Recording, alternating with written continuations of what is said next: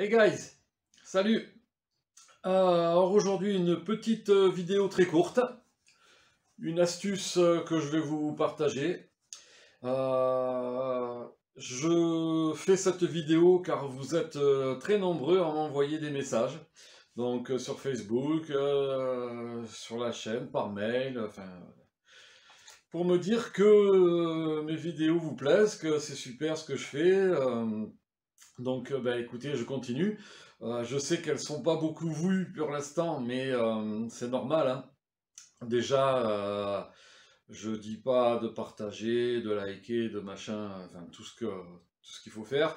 Je mets pas de pub aussi à l'intérieur pour pas vous emmerder. De toute façon, je fais pas des pubs, des vidéos pour gagner du fric, hein.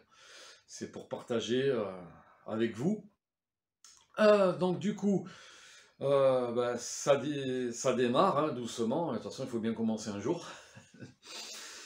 Le matos que j'utilise pour l'instant, c'est mon téléphone avec un système de fixation sur un pied. Donc voilà, c'est pas du tout du matos de pro. Donc la qualité vidéo n'est pas encore au rendez-vous. L'atelier là que vous voyez, bon ben c'est l'endroit, comme je vous l'ai dit, c'est provisoire, hein. Donc c'est une pièce, c'est une chambre normalement. Pour l'instant, elle nous sert, parce que j'ai acheté une maison et je suis en train de faire les travaux. Donc là, elle sert on va dire, de range tout, une pièce où on range tout. Et dans un coin, vous voyez, j'ai mis du bois contre le mur. C'est même pas fixé, hein. C'est juste pour pas salir le mur qui a été fait. Voilà, j'ai mis une étagère avec mes clapets, un établi, enfin, de quoi travailler pour pouvoir continuer à vous faire des suspensions, parce que j'ai énormément de travail, en attendant que à côté je fasse les travaux du bel atelier. Et cette pièce ici fera aussi partie de l'atelier. Voilà. Donc j'ai le mur à percer. Il y avait déjà une porte, mais il avait fermé. Donc ça sera aussi, ça fera partie de l'atelier. Donc je vais voir un truc, mais royal quoi. Et donc quand j'aurai fait cet atelier, qui sera nickel, hein, avec établi, enfin tout ce qu'il faut pour bien travailler, je fixerai des caméras un petit peu à droite à gauche. Et comme ça, vous pourrez me voir sous tous les angles. Donc quand j'ai envie de filmer, je déclencherai les caméras. Puis après, je ferai le montage, mais ça sera beaucoup mieux. Voilà.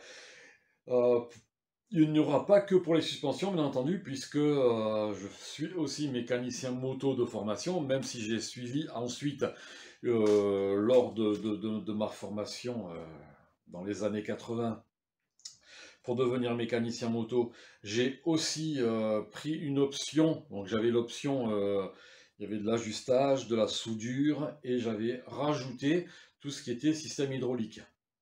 Donc à l'époque, bon, j'ai appris le travail de l'hydraulique sur les suspensions automobiles avec les systèmes Citroën. Bon, il y avait de carbone, il y avait tous ces trucs-là. Et petit à petit, bon, j'ai suivi l'évolution. En motocross, à l'époque, les suspensions, il n'y avait rien dedans. Et donc, bon, après, c'est de la formation continue. Et j'ai 56 ans et je continue à apprendre tous les jours. Vous voyez, je me mets tous les jours, je me remets en question. Voilà, donc bon, ça c'était la petite parenthèse. Donc je vous fais une vidéo très courte. Je vais rapprocher l'appareil, je vais le filmer en vue plongeante, de quelque chose que je fais depuis toujours. C'est important, ça vous évitera quand vous vidangez vos cartouches. Donc que je vous rappelle, quand vous vidangez vos cartouches, ici, vous voyez, donc là, il y a la cartouche, le réservoir, le cylindre et la tige. À l'intérieur, il y a la tige de détente en alu. Voilà, donc ça, c'est la tige. On va dire, là, elle comprime, là, elle détend. Il y a un piston à l'intérieur, je vous le montrerai après, avec des clapets, tout ça. Mais ici, là, vous voyez, ici, il y a une pièce avec un joint spi et une bague à l'intérieur. Du coup, on dévisse cette vis, bien entendu. Regardez, je vous le fais. Voilà, vous voyez, ça se dévisse. Je vous le ferai en gros plan après. Mais après, il y a un filetage. Et ce qui se passe, c'est que quand vous vidangez vos cartouches, pour tout nettoyer, parce qu'il ne suffit pas de vider l'huile et de remettre l'huile neuve, parce qu'à l'intérieur c'est dégueulasse. Donc que vous fassiez un entretien ou une préparation ou une réparation, vous sortez toujours la tige avec le piston de la cartouche. Vous nettoyez bien, du dégraissant sans frein ça va très bien, ça sèche hyper vite en plus.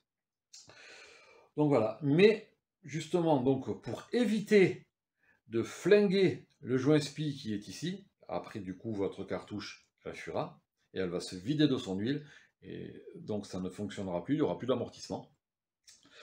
Donc pour préserver ça, je vais vous montrer ma petite astuce que j'utilise depuis, depuis qu'il y a des fourches à cartouches fermées. Voilà, à tout de suite. Donc voilà, là vous ne me voyez plus, c'est normal. Vous n'allez pas voir ma tête, voilà, là vous me voyez. Donc, c'est tout simple. Comme je vous le disais tout à l'heure, donc on essuie bien. Hein. On essuie bien. Là, donc, on enlève l'écrou. Je vais regarder si... Ah, vous voyez, elle a des petites marques, celle-là, mais bon, rien de méchant. Quand vous démontez votre cartouche, je vous rappelle, avec les imprimantes 3D aujourd'hui, on peut se faire cet outil-là. Et bon, lui, il a deux, il a pour différentes fourches. Donc pour celle-là, il est plus gros, et voilà. Et c'est du plastique, et du coup, vous abîmez rien avec du plastique. C'est lui qui s'abîme, vous voyez, il s'use, mais la lune n'a rien. Donc, on sort cet écrou.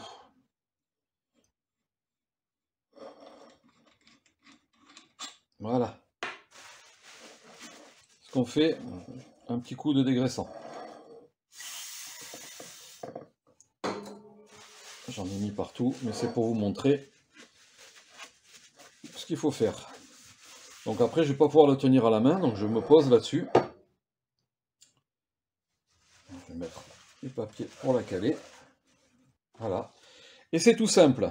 Vous allez dans votre magasin de bricolage préféré et vous achetez ça. Ça, c'est du téflon de plombier. Voilà.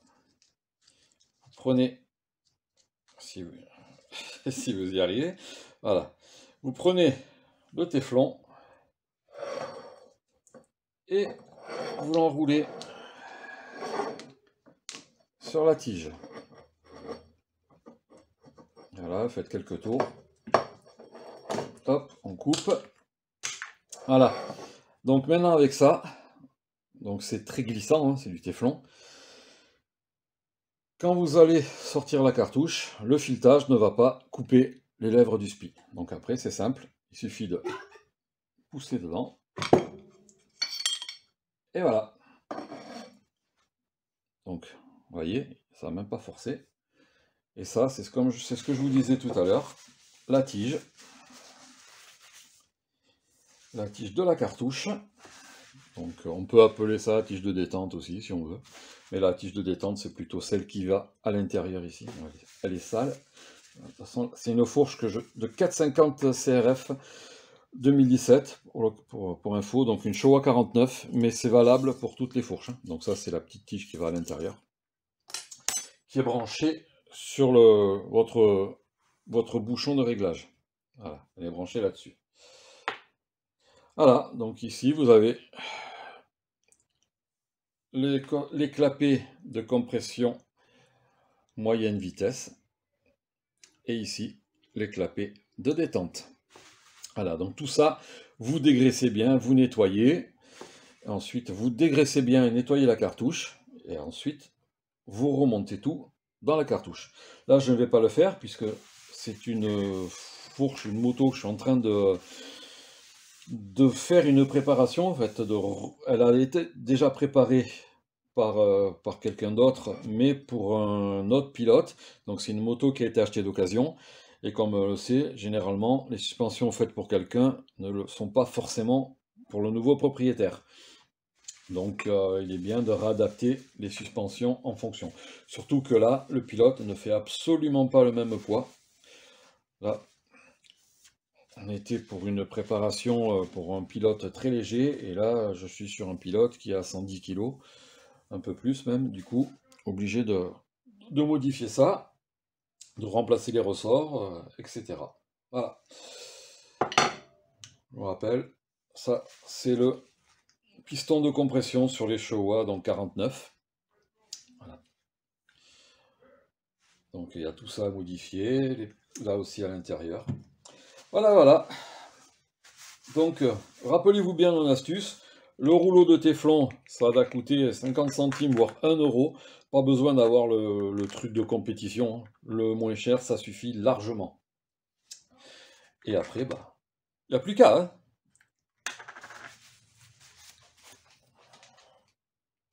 Ouais, ben voilà, on est arrivé à la fin de cette petite vidéo. Encore une fois, ben, j'espère que ça vous a plu. Je pense que oui, parce que vous me le dites déjà assez. Mais ça fait plaisir toujours d'avoir des messages. Voilà.